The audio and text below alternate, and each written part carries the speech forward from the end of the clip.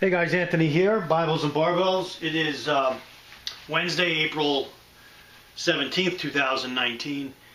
Today's video I want to do an update on a little incident that happened to me a few days ago. A few days back I was walking my dogs, Teddy and Charlotte. And those of you that have been watching my channel know that I have Teddy is a 6-year-old, or going to be 6-year-old Yorkie, and then Charlotte has just turned 4 years old on Sunday, on the 14th. She turned 4, and so I'm out most of the time. It's me walking them, and I take them on. Usually 90% of the time, I take them on a walk together. So I'm walking with 2 dogs, 2 leashes in my hands, and I have those, those really good adjustable leashes that go out like 12 feet and back.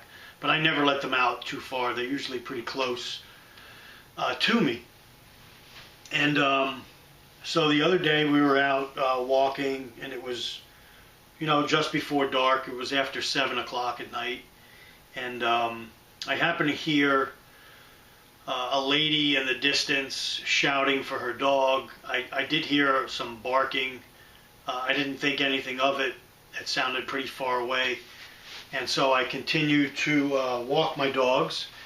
And then coming down our street, you come off the main road and you come down a little sloped area, and then it kind of winds around this way.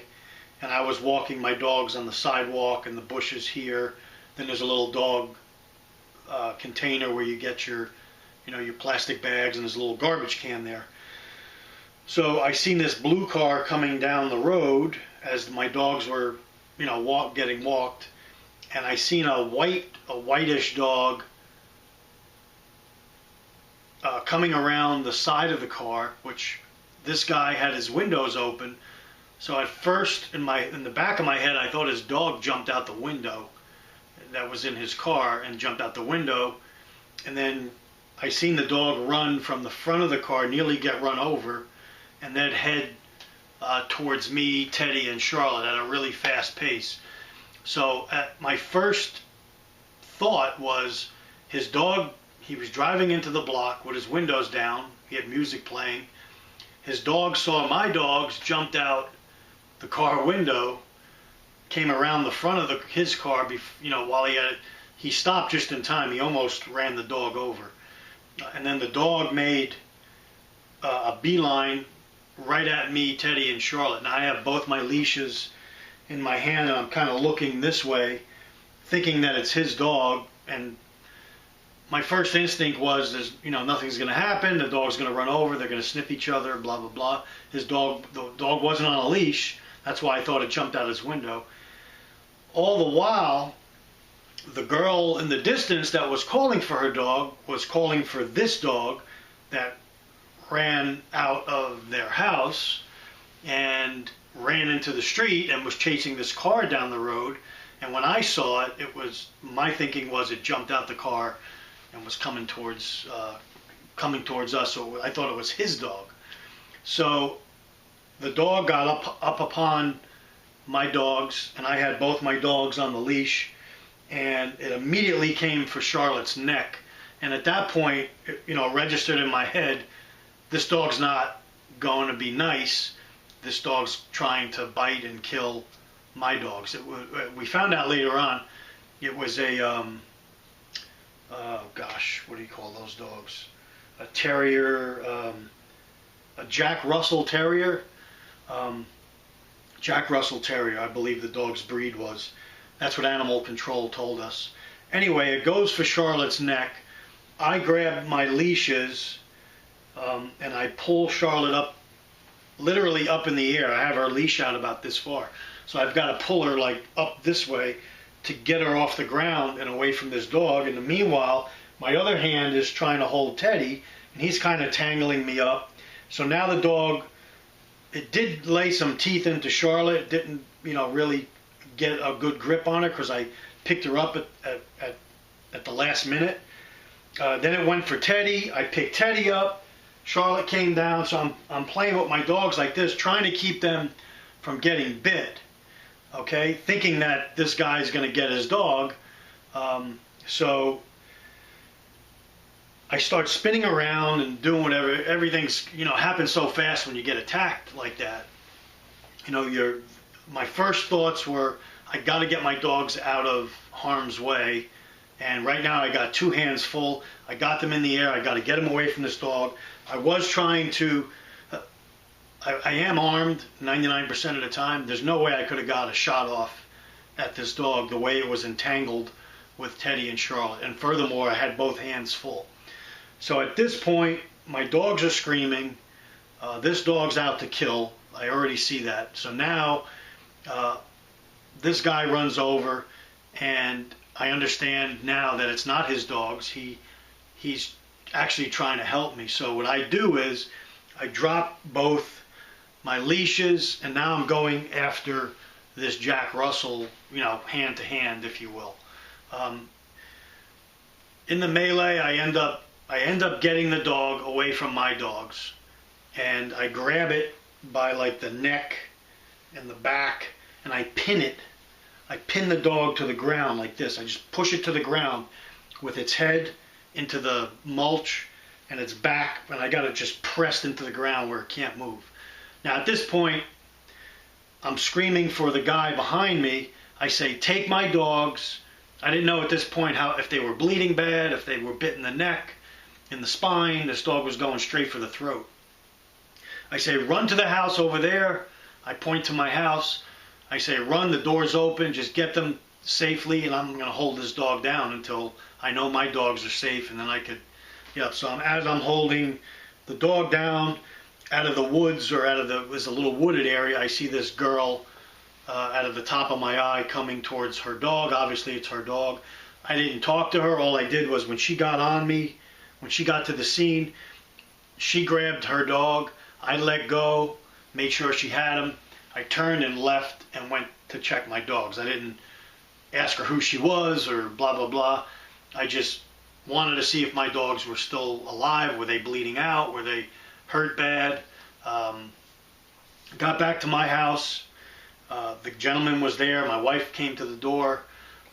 We're in the doorway. I'm going over Teddy and Charlotte. I'm grabbing them, looking at them, making sure there's no blood coming out from anywhere. We thanked the gentleman that was there. He happens to be a neighbor. He lives up the street. Never seen him before. I immediately took their harnesses off, got them in. I ran the sink, got Charlotte in the sink first. I wanted to see if she was bleeding. Gave her a bath. Did the same with Teddy. No blood. No. We did find like a bite mark on Charlotte, not on her neck, a little bit like down on her chest area.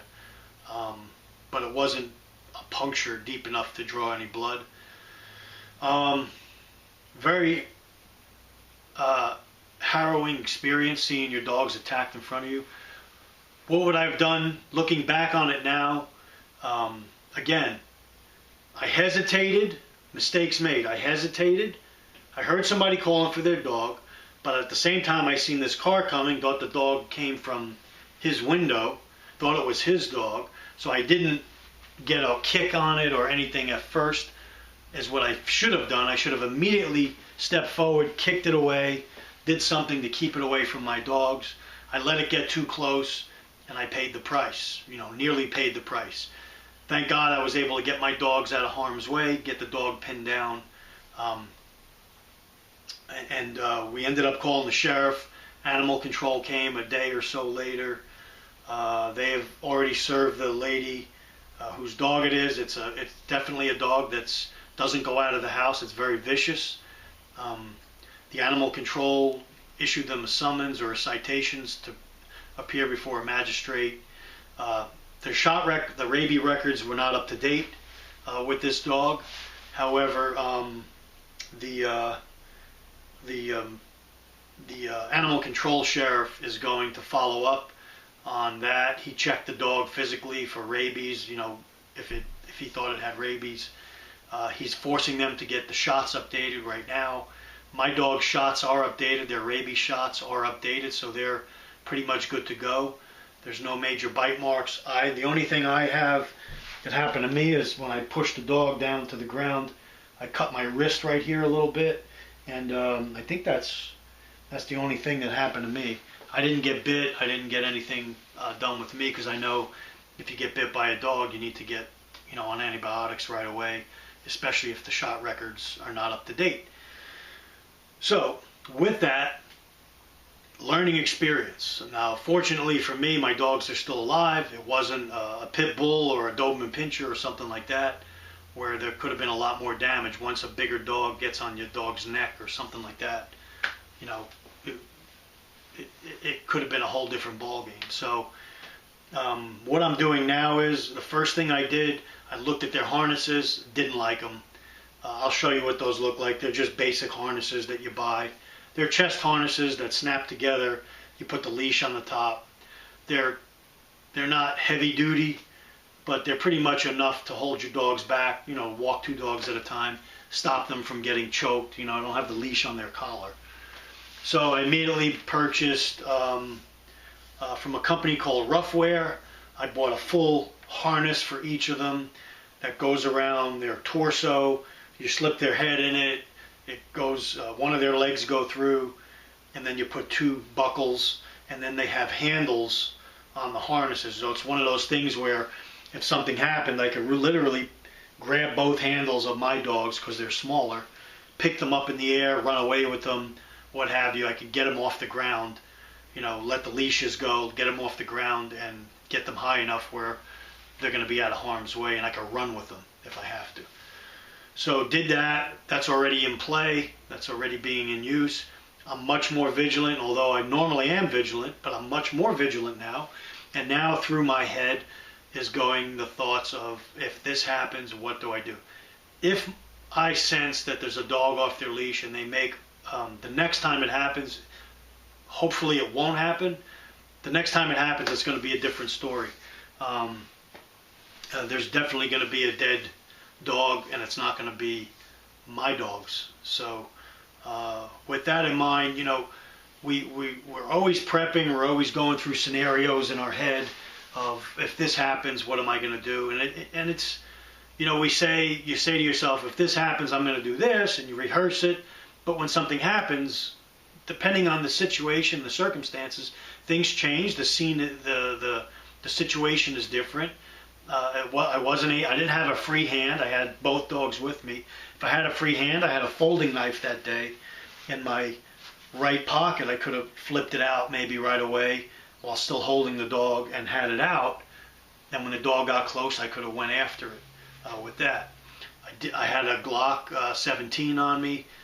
Like I tell you guys, I could not there was no way I was getting a shot off safely in my neighborhood with those dogs as close as they were without possibly hitting my dog. It just wasn't going to happen.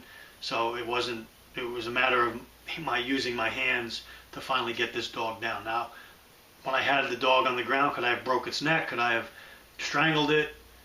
I could have. If the owner didn't come as fast as she did, I might have ended up doing something worse to the dog. But once I knew my dogs were safely at the house, if the owner didn't come, I don't know what I would have done. I would have. That's a whole nother scenario. But my dogs were safe. I was safe. If I let it go and it came back at me, I probably would have killed it. We do have the right in my area. There is a leash law, so they are in violation of the leash law. You do have the right, of course, to defend yourself. If you feel threatened by a dog that's not on a leash, you can kill it. So, not that I'm going out looking to kill dogs, but learning experience. I'm chalking it up to experience, and thank God my dogs are okay. They are both still traumatized. They haven't been the same, and it's almost a week now. Charlotte's not the same. They do go out. They do their normal routine, but there's just something in their eyes that's not the same. They were definitely traumatized, especially Charlotte, because that dog went after Charlotte, particularly after Charlotte, and it was definitely to kill her.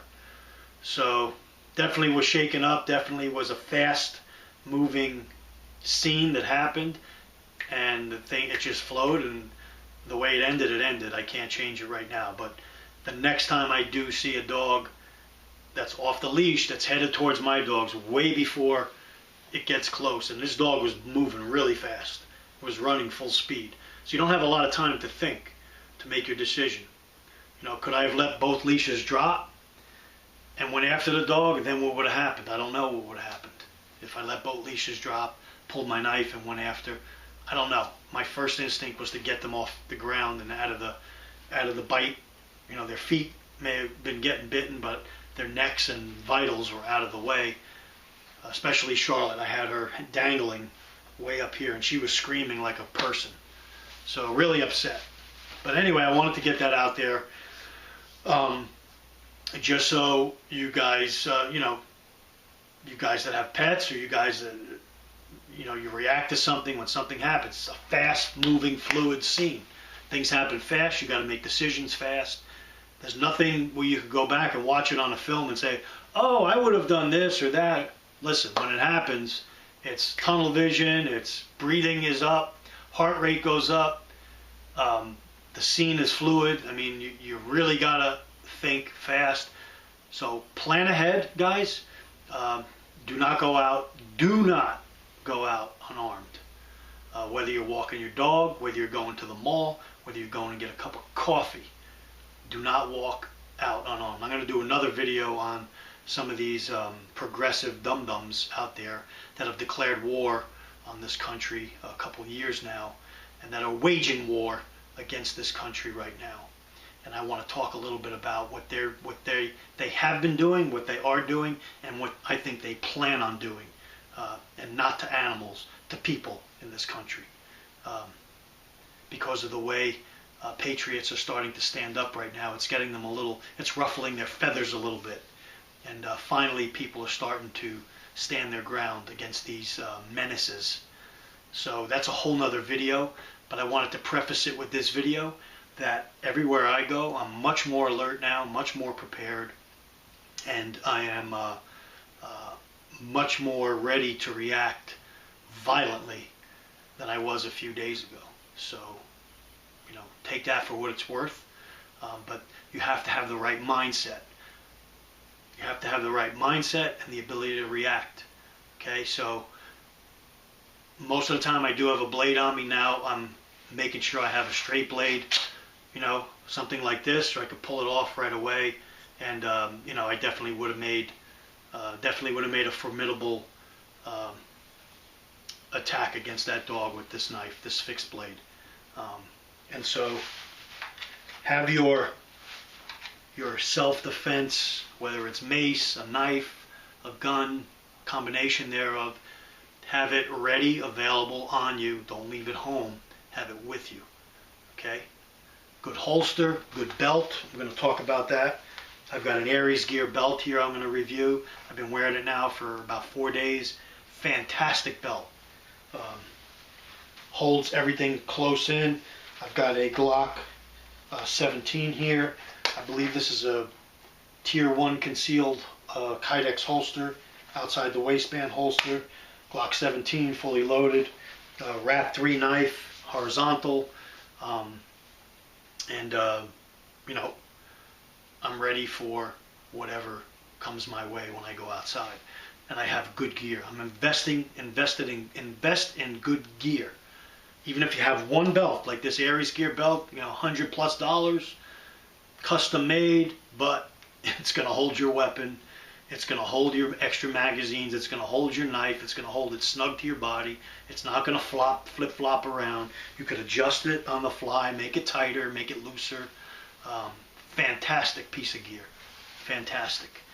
Invest in good holsters, good weapons, reliable weapons. Train with them. Good knives, whether it's fixed blade or folder, but use them. I need more practice myself. And this was an eye-opening experience for me. And I tell you what, I'm definitely... what I really want to say on YouTube, I'm not going to say. If this scene plays out again, you'll probably see it on the news. If this scene like this plays out again, and it won't be good for the people or the pets that attack my dogs or that try to attack my dogs or humans that try to attack. It will not be good for them. I could promise you that. So Anthony signing off.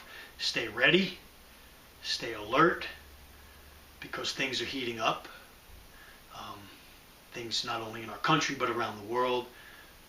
This is a big week. This is a holy week. Okay? This is the week our Savior gave his life to save us. Gave his life to save us. Friday night I'm going to a Seder dinner in Charlotte. Been to it last year. It was fantastic. Going to it again this year. Part of the congregation that I attend. And those of you that don't know, I attend a Messianic congregation in Charlotte. And it's made up of Jews and Gentiles that believe in Messiah. And so the Bible is taught with that the Jewishness that it needs to be taught with, because Jesus and his disciples were Jewish. So with that in mind, our rabbi does the Seder dinner. Actually, he travels all around and does Seder dinners for other churches, Christian churches, and shows them the significance of Passover. So that's what I'm doing Friday. Looking forward to that. I know this is a very big week and weekend. So keep yourselves lifted up in prayer. Don't let things distract you. Stay in the Word. Stay faithful in prayer. But also stay alert and ask Yahweh to give you discernment when you go out. The second you step out of your house. Because you're on a set. When you step out of your house, you're on a set. Whether it's going to work, play, wherever you're going, you're on a set that can change and things can happen immediately. There's people out there that wish harm on people for whatever reasons. And it's sad, but it's true. There's people and there's animals out there that want blood. So keep that in mind. Thanks for watching. Stay ready. Anthony signing off. Take care.